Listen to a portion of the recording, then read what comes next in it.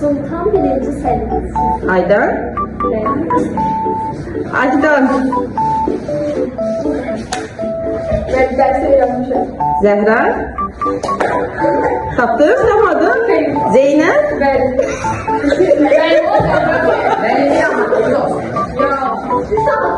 Dersime şamilem. Zakir. Anneliyim. Zehra. Tapmadın. Bir de Anneliyim. biraz ardını da getirin de. İsmet İdem Şaban. Hatire. Ben dersime dahil ne olur? Rahire. Ben böyle demişim ben çağırırım. Mirzazade. Ben bu kadar üstüm oldu. Zehra.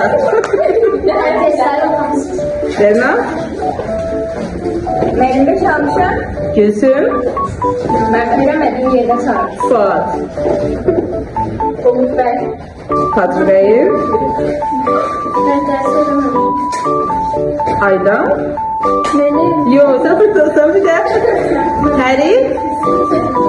Yok. Bir de dinle. Ben derslerim.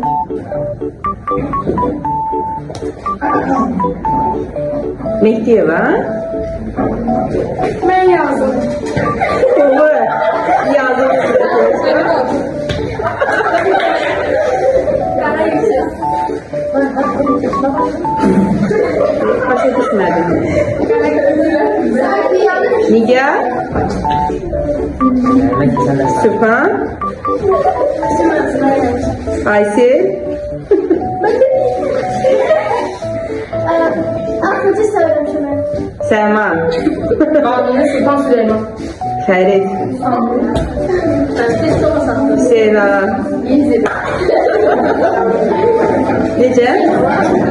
Bir səslə eşitmə. Mirəli. Şuraf 1. İsmail.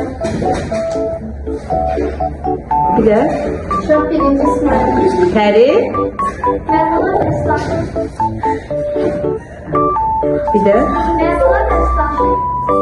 Ay, tanıyıram o bir səsi deyim. Merhabalar Esra.